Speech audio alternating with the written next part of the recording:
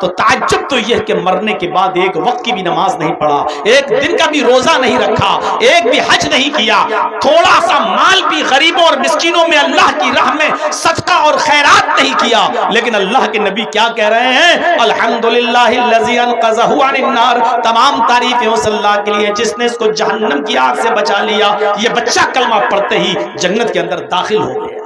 آئے میرے ساتھیوں، آئے میرے صحابیوں، یہ پہلا وہ شخص ہے جس نے ایک وقت کی بھی نماز نہیں پڑھی، ایک بھی روزہ نہیں رکھا، ایک بھی حج نہیں کیا، لیکن اللہ نے اس کو جنت کے اندر داخل کر دیا، صرف اس لیے کہ اس نے آج یہ کلمہ پڑھا تھا، اشہد ان لا الہ الا اللہ۔ غور کرو، کلمہ پڑھا، ایک وقت کی نماز نہیں، ایک بھی روزہ نہیں، اور کہاں گیا؟ جنت کے اندر۔ کیوں؟ لا الہ الا اللہ۔ اگر یہ کلمہ نہ پڑھا ہوتا تو کہاں جاتا؟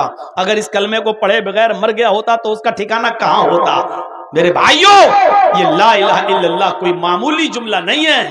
لا الہ الا اللہ یہی وہ کلمہ ہے جو قبل الموت کوئی پڑھ لے، بیفور ڈیتھ، مرنے سے پہلے اگر کوئی اس کلمے کو پڑھ لے اور اسلام لے آئے تو وہ جنتی ہو جاتا ہے، اور اس کلمے کو پڑھے بغیر مر جائے تو وہ جہنم میں چلا جاتا ہے۔ یہ ہے اس کلمے کا یہودی، اللہ کے نبی کی مجلس میں آتا تھا، بیٹھتا تھا، تقریر سنتا تھا، واعظ سنتا تھا، نصیحت سنتا تھا، اور اللہ کے نبی کی خدمت بھی کرتا تھا۔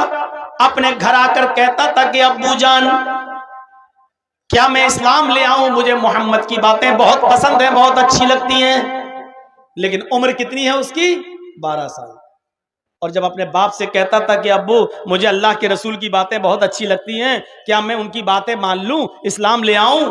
تو اس کا باپ آنکھیں پھاڑ کے کہتا تھا کیا تو محمد کا کلمہ پڑھے گا، محمد کی بات مانے گا؟ جوتا اٹھاؤں گا بھی، لگاؤں گا، چپل سے ماروں گا۔ بیچارہ ڈر جاتا تھا اور اپنے باپ کے غصے کی وجہ سے وہ اسلام قبول نہیں کر پاتا تھا۔ ایک دن بیمار ہو گیا، کچھ دن بیماری میں مبتلا رہا، لیکن اب اتنا بیمار ہو گیا کہ اس کے بچنے کی کوئی امید نہیں رہی، حالت گمبھیر، سیریس۔ ادھر اللہ کے نبی کو پتا چلا کہ جو یہودی لڑکا یہاں آیا کرتا تھا، میری باتیں سنتا تھا، نصیحت ہم سے حاصل کرتا تھا اور ہماری خدمت بھی کرتا تھا، وہ بچہ بیمار ہو گیا۔ تو اللہ کے نبی نے کہا چلیے ہمدردی اور انسانیت کے ناطے اس بچے کو دیکھنے چلیں، دیکھیں کیا بات ہے، اس کی تیمارداری کرنے کے لیے، عیادت کرنے کے لیے چلیں۔ اللہ کے رسول اس کی عیادت کے لیے گئے، دروازے کو کھٹکھٹایا، اس کے باپ نے دروازہ کھولا، کہا میں محمد ابن عبداللہ تمہارے بچے کو دیکھنے آیا ہوں۔ کہا آئیے۔ اندر آنے کی اجازت مل گئی۔ یہودی کے گھر میں اللہ کے نبی داخل ہوتے ہیں، اس بچے کی حالت دیکھتے ہیں، اس کی کنڈیشن بڑی خراب ہے، آپ اس کے سر کے پاس بیٹھ جاتے ہیں،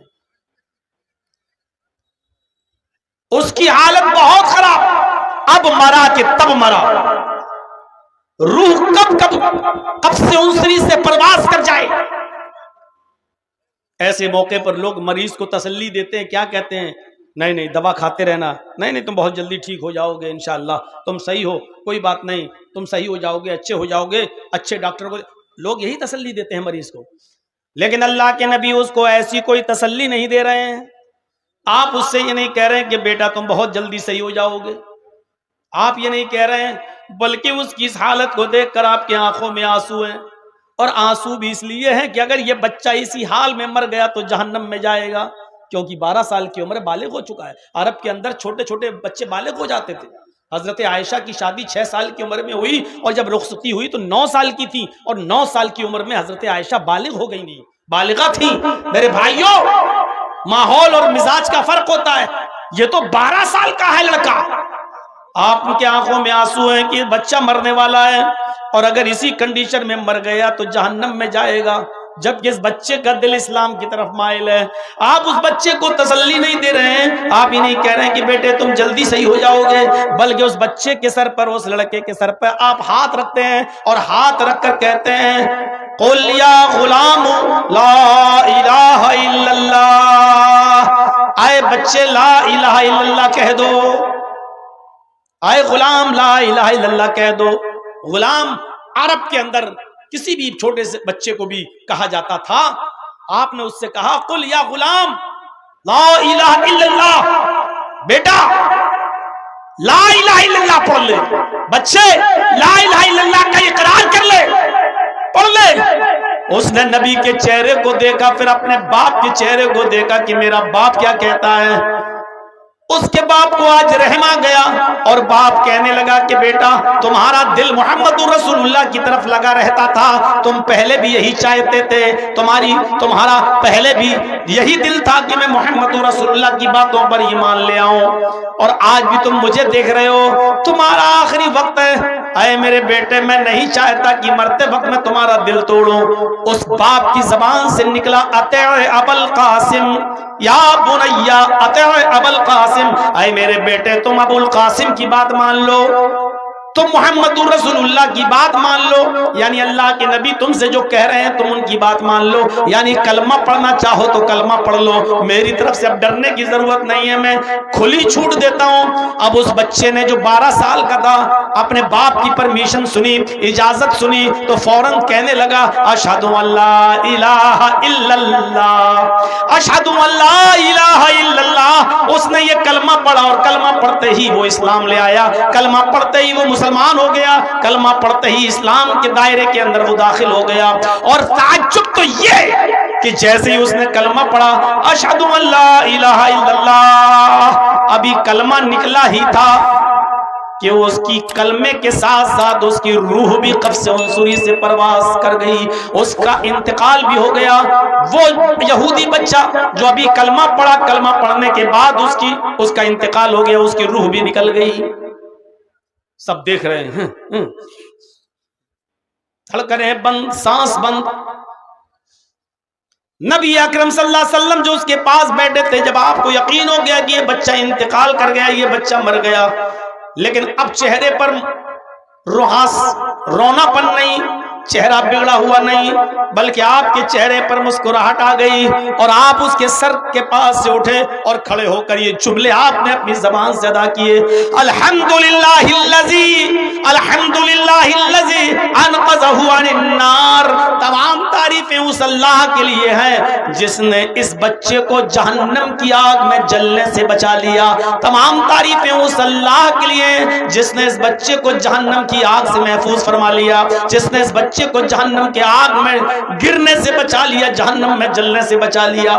میرے بھائیوں 12 سال تک وہ بچہ کافر رہا، 12 سال تک اپنی منمانی کرتا رہا، 12 سال تک اسلام نہیں لایا، ایمان نہیں لایا، اور جب مرا کلمہ پڑھ کر اشہد ان لا الہ الا اللہ، تو تعجب تو یہ کہ مرنے کے بعد ایک وقت کی بھی نماز نہیں پڑھا، ایک دن کا بھی روزہ نہیں رکھا، ایک بھی حج نہیں کیا، تھوڑا سا مال بھی غریبوں اور مسکینوں میں اللہ کی راہ میں صدقہ اور خیرات نہیں کیا، لیکن اللہ کے نبی کیا کہہ رہے ہیں؟ الحمدللہ الذی انقذہ عن النار، تمام تعریفیں اس اللہ کے لیے جس نے اس کو جہنم کی آگ سے بچا لیا۔ یہ بچہ کلمہ پڑھتے ہی جنت کے اندر داخل ہو گیا، جہنم کی آگ سے بچا لیا گیا۔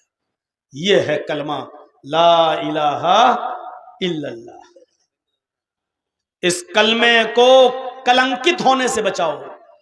لا الہ الا اللہ بھی پڑھو اور کہو بابا 10 سالیں ہو گئیں، 15 سالیں ہو گئیں، بیٹا نہیں ہو رہا ہے، بیٹی نہیں ہو رہی ہے، مجھے بیٹا دلا دو، بیٹی دے دو۔ یہ کلمے کو کلنکت کرنا ہوا، یہ کلمے پر داغ لگانا ہوا، اور ایسے کلمے کی کوئی ضرورت نہیں اللہ کو کہ تم اللہ کو بھی پکارو اور دوسرے کو بھی پکارو، نہیں، خالصتاً للہ، صرف اللہ کو پکارا جائے گا، بس اللہ سے مانگا جائے گا، بس۔ اچھا 2 واقعے میں نے آپ کے سامنے رکھ دیے، اور دونوں نے ایک وقت کی نماز نہیں پڑھی اور کہاں گئے؟ جنت میں۔ ایک اسود اور دوسرا یہ۔ آئیے اب ایک واقعہ میں آپ کو ایسا بتاتا ہوں کہ آپ تعجب کریں گے۔ پوری زندگی نبی کی خدمت کی، نبی کا ساتھ دیا، لیکن مرتے وقت کلمہ نصیب نہیں ہوا۔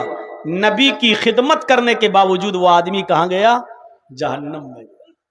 واقعہ سنا ہوگا نا آپ نے، ابو طالب کا۔ کون تھے؟ نبی کے چچا۔ خدمت کتنی کی؟ خدمت کتنی کی آپ کو اندازہ نہیں. اللہ کے یہاں سے اندازہ لگائیے. اللہ کے نبی جناب محمد رسول اللہ صلی اللہ علیہ وسلم جب پیدا ہوئے تو باپ کا چہرہ نہیں دیکھا. اللہ کے نبی جب اپنی ماں کے پیٹ سے باہر آئے تو باپ کا چہرہ نہیں دیکھا. باپ پہلے ہی انتقال کر چکے تھے 2 مہینہ. اے بھیا جس کو اٹھنا ہو ابھی سے اٹھ کے چلے جاؤ یار, ایک ایک کر کے اٹھ رہے ہو, ڈسٹرب کر رہے ہو سامنے سے. باپ کا چہرہ نہیں دیکھا. اور جب محمد الرسول اللہ کی عمر 6 سال کی ہوئی, اور 6 سال کتنا بڑا بچہ ہوتا ہے آپ کو اپنے دماغ میں رکھیے, 6 سال کا بچہ. جب نبی اکرم کی عمر 6 سال کی ہوئی تو کہاں آئے؟ اپنی ماں کے ساتھ مدینے آئے. یسرب اس کا پرانا نام تھا, یسرب. مدینے آئے اپنے ننیال, اپنے نانا ماموں کے یہاں. اور جب ماں 1 مہینہ مدینے میں رہنے کے بعد جب مکے کی طرف پھر لوٹنے لگی تو مدینے سے کچھ ہی تھوڑی دوری پر ایک مقام تھا جس کا نام تھا مقام ابوا, اور وہیں پر محمد الرسول اللہ کے باپ عبداللہ دفن تھے. ماں اپنے شوہر کی, محمد الرسول اللہ کی ماں اپنے پتی کی, اپنے ہسبینڈ کی قبر کو دیکھنے کے لیے گئی اور اپنے بیٹے سے کہا محمد چلو ہم تمہیں بھی تمہارے باپ کی قبر دکھاتے ہیں. اور جب اشارہ کیا کہ یہ تمہارے باپ کی قبر ہے, وہیں پر ماں اپنے شوہر کی جدائی برداشت نہیں کر سکی, یاد آئی اور اٹیک پڑتا ہے محمد کی ماں آمینہ کو, اور اسی جگہ پر مقام ابوا پہ اپنے شوہر کی قبر کے پاس آمینہ کی بھی روح نکل جاتی ہے. باپ کی قبر کو دیکھتے دیکھتے بیٹے نے اپنی ماں کو بھی کھو دیا. سوچئے, باپ کی قبر کو ابھی دیکھ بھی نہیں پایا صحیح سے, اور اسی جگہ پر ماں کا بھی انتقال ہو گیا, اور وہیں پر ان کی ماں کو بھی دفن کیا گیا. سوچو 6 سال کی عمر میں باپ بھی نہیں ماں بھی نہیں, اب کس نے پالا؟ عبد المطلب نے.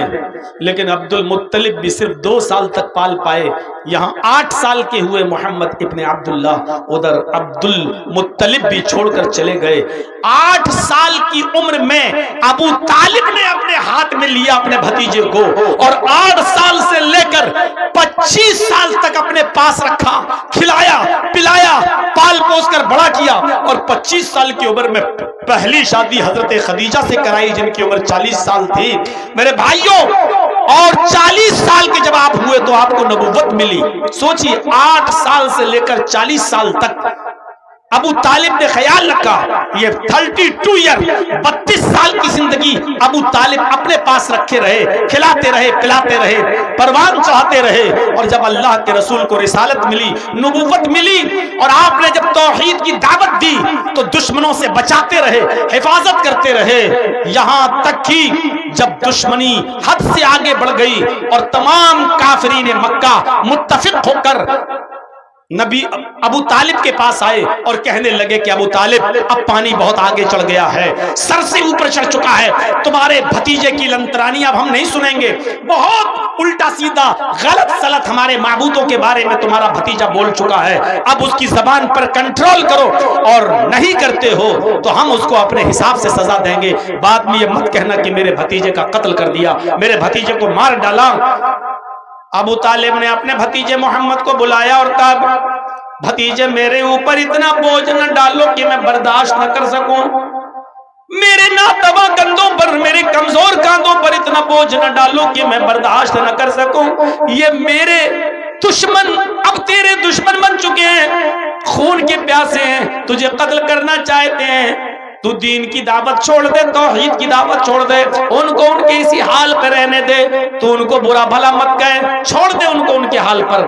اللہ کے نبی صفائی پیش کر رہے ہیں, اے چچا میں برا بھلا کہاں کہتا ہوں, میں تو صرف اتنا کہتا ہوں لا الہ الا اللہ کہہ دو کامیاب ہو جاؤ گے.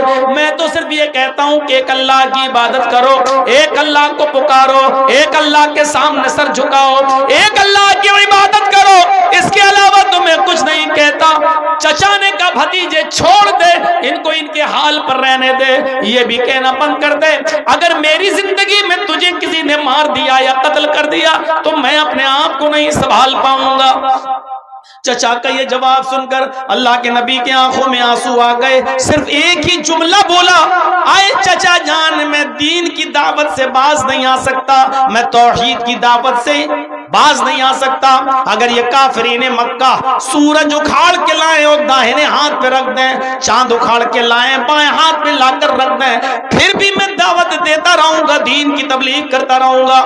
آپ کی آنکھوں میں آنسو تھے اور آپ اپنے چچا سے یہ کہہ کر جا رہے تھے اگر آپ کو بھی میری مدد نہیں کرنی ہے تو ہٹ جائیے راستے سے، آج کے بعد ہم آپ کو تنگ نہیں کریں گے، آپ کے اوپر بوجھ نہیں بنیں گے، میں اب جا رہا ہوں دوسری طرف۔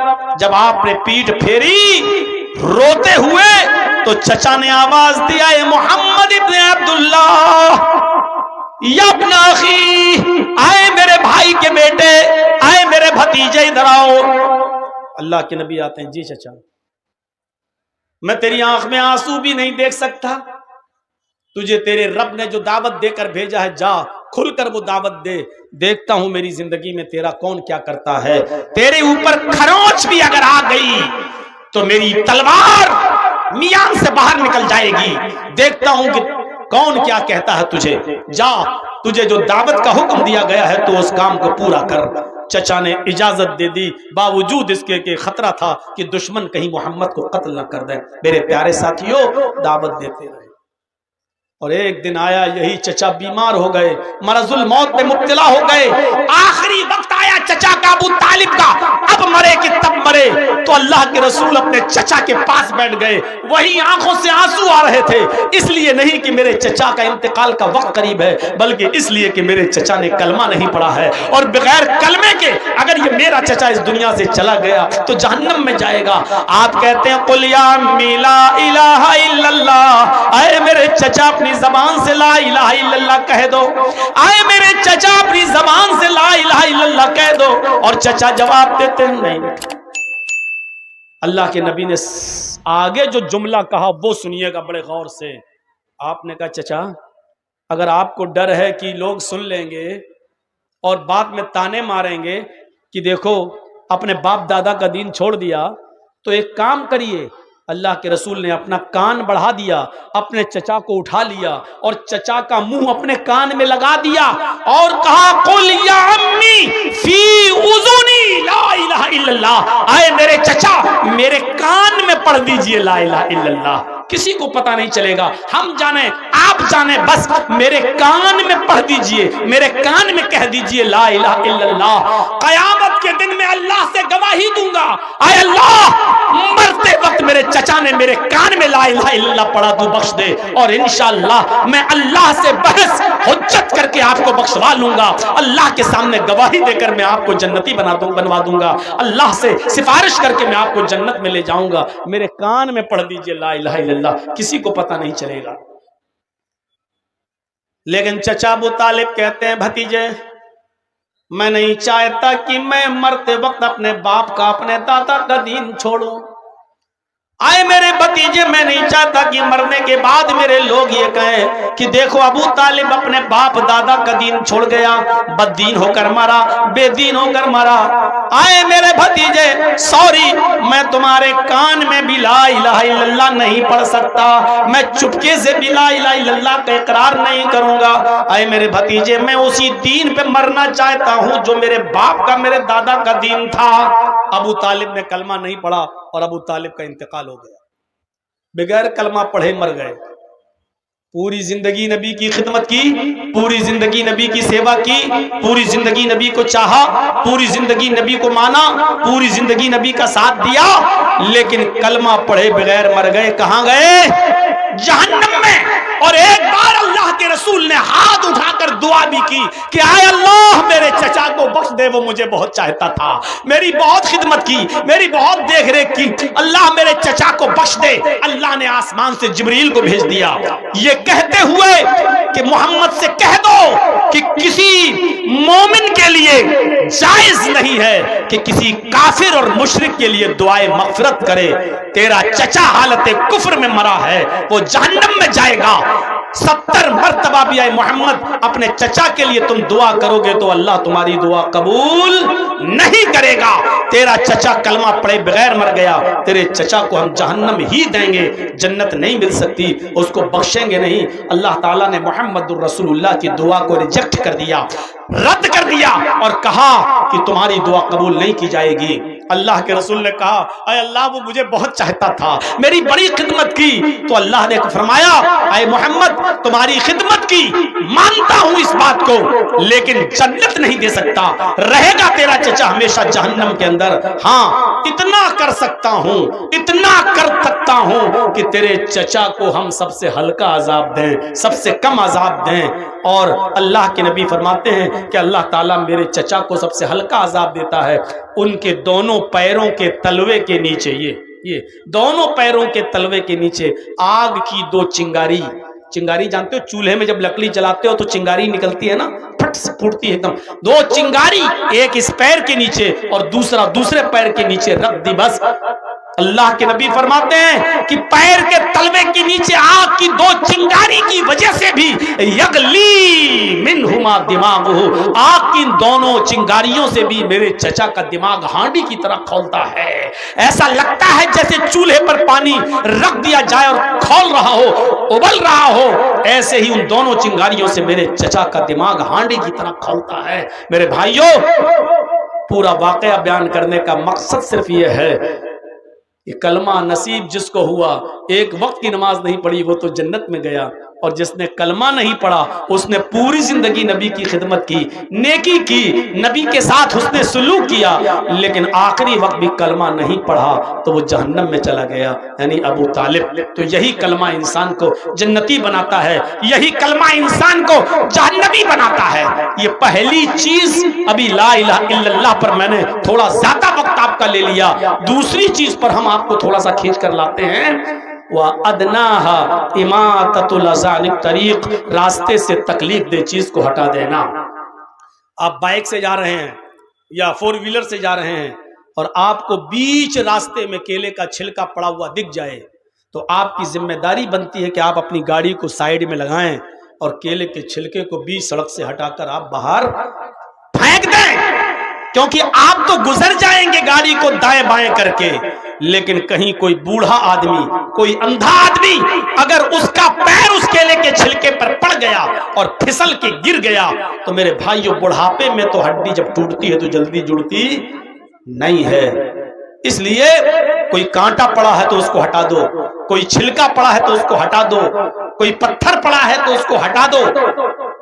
یاد رکھیے گا اور مسئلہ جان لیجئے گا, جس طرح راستے سے تکلیف دہ چیز کو ہٹا دینا ثواب ہے, جس طرح راستے میں پڑی ہوئی نقصان دینے والی چیز کو ہٹا دینے پر ثواب ہے, اسی طریقے سے جان بوجھ کر عمدن اور قصدن بیچ راستے میں لوگوں کے گزرنے کی جگہوں پر جان بوجھ کر کیلے کا چھلکا پھینکنا, کانٹے پھینکنا, کوڑا پھینکنا, ناک جھاڑنا, تھوکنا, بلغم تھوکنا, بلغم کا پلٹنا, اسی طریقے سے پتھر کا پھینکنا, یہ سب چیزیں باعث عذاب بھی ہیں اور باعث گناہ بھی ہیں.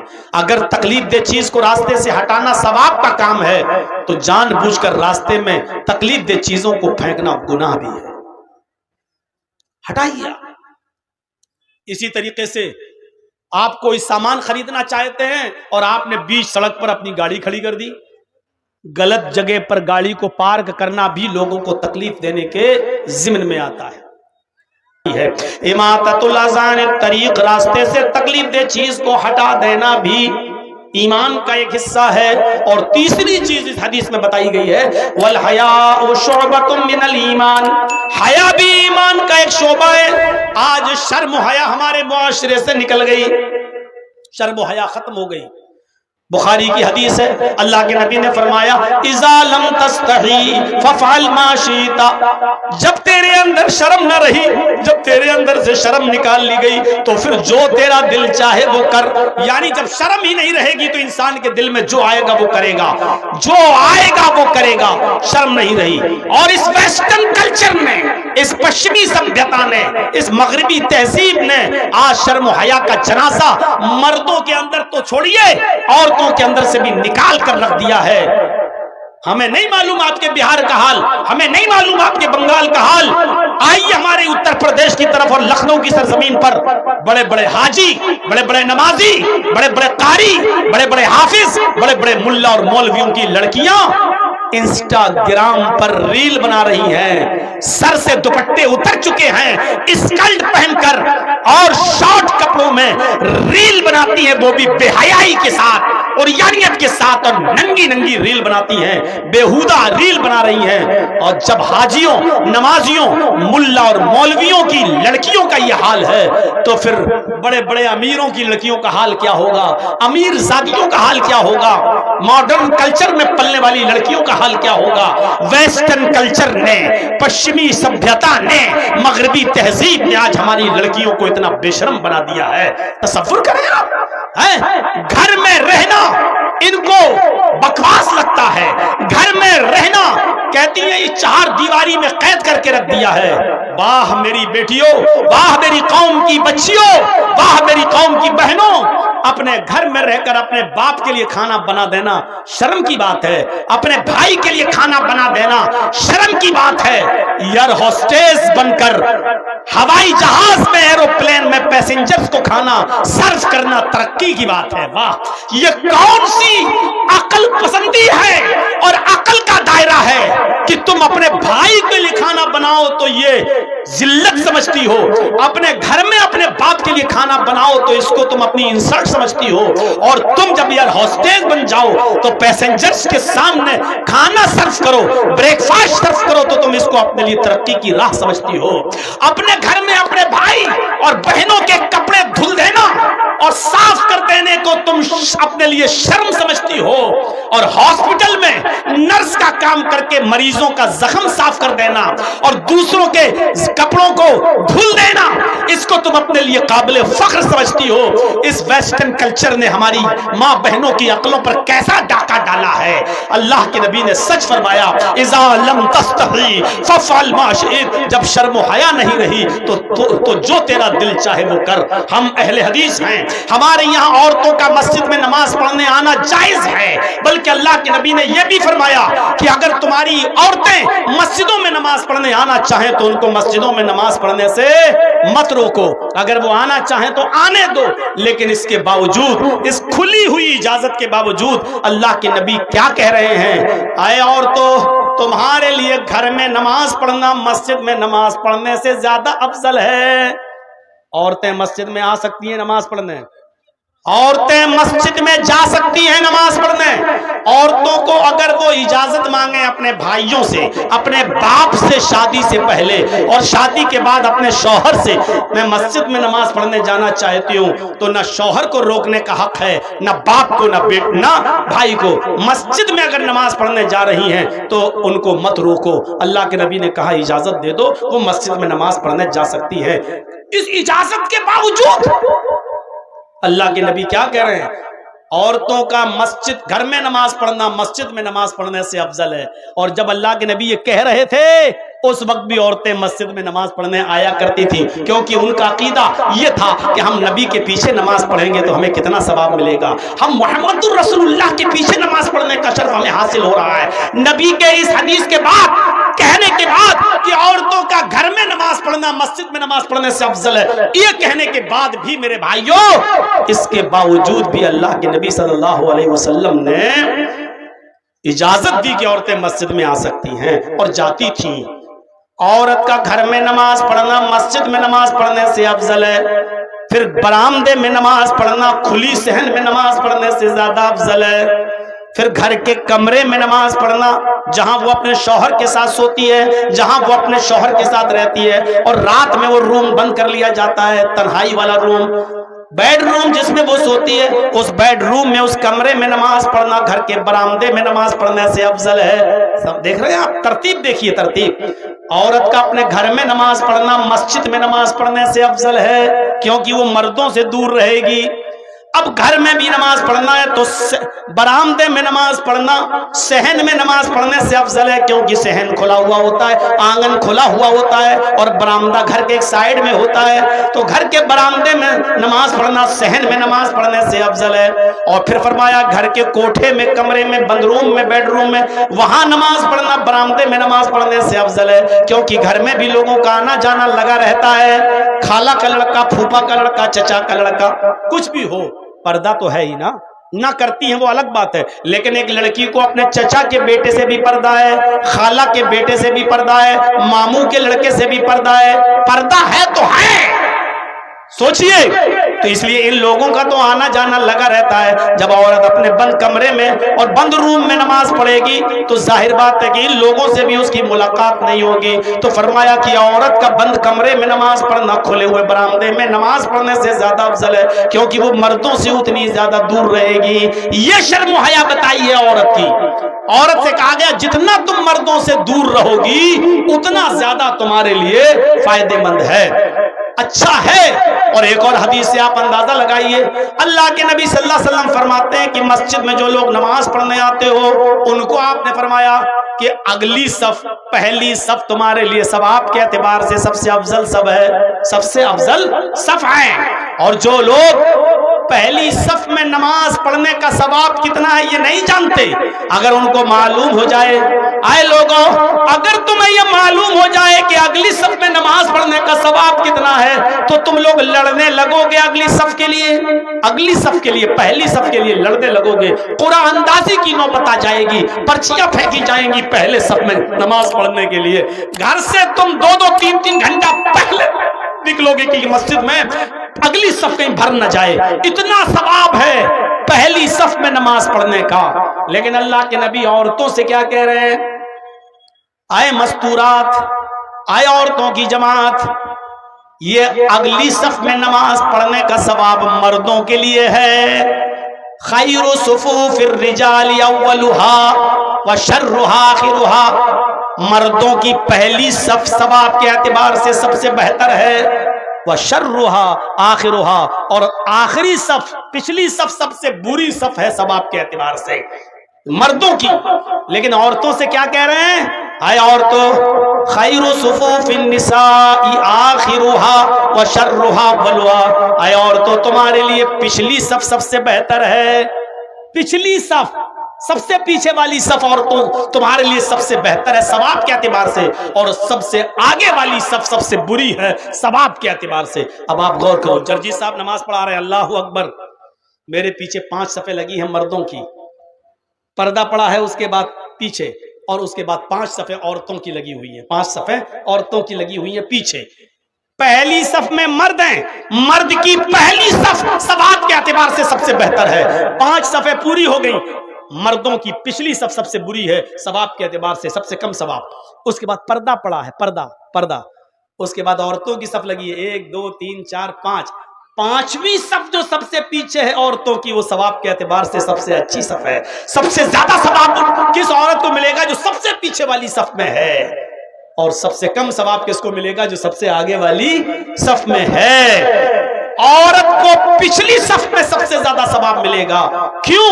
کیونکہ وہ مردوں سے اتنی ہی زیادہ دور ہے۔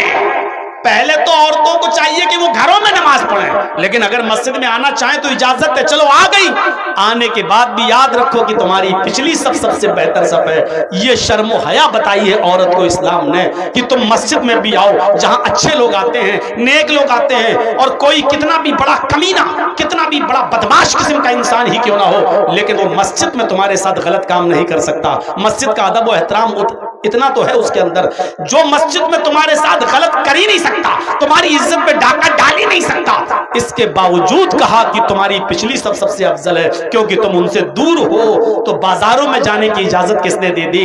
شادیوں میں مرد اور عورتوں کو ایک ساتھ کھانے کی پرمیشن کہاں سے مل گئی؟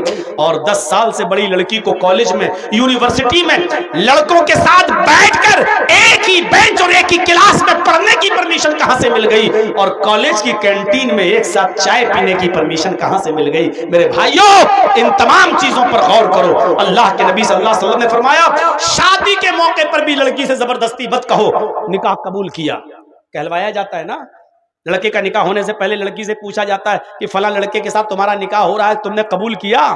کیا تمہیں لڑکا قبول ہے؟ تو بیچاری بولتی نہیں ہے شرم کی وجہ سے، تو زبردستی یہ کٹ ملا جو جاتے ہیں جاہل، یہ زبردستی کہلواتے ہیں، اس میں ایک وکیل ہوتا ہے، 2 گواہ ہوتے ہیں، قبول کیا؟ اب وہ چپ چاپ، اب دھیرے سے سہیلیاں کونی مار رہی ہے، کہہ دے قبول ہے، کہہ دے۔ اب اس کی سہیلیاں جب کہتی ہیں تو وہ کہتی میں نے قبول کیا۔ تو وکیل پوچھتا ہے گواہوں سے، اس نے جو منہ چلایا ہے تم نے سنا؟ اگر وہ گواہ کہتے ہیں کہ نہیں سنا تو اس لڑکی سے کہا جائے گا ان دونوں نے سنا نہیں، ذرا زور سے بولو، تب وہ زور سے بولے گی میں نے قبول کیا، کہا سنا کہ ہاں، تب نکاح مانا جاتا ہے۔ جاہلو